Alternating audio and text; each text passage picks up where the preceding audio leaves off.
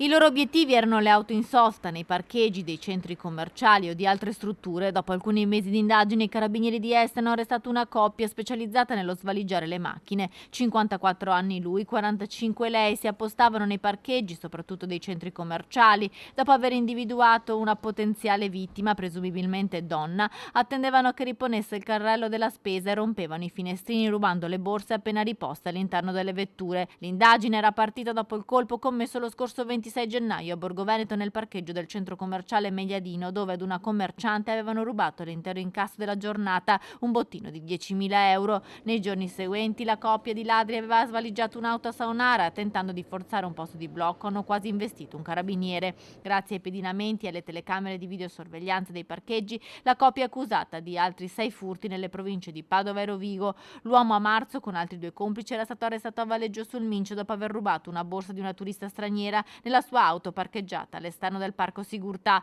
Marito e moglie ora sono agli arresti domiciliari nella loro abitazione di Stanghella.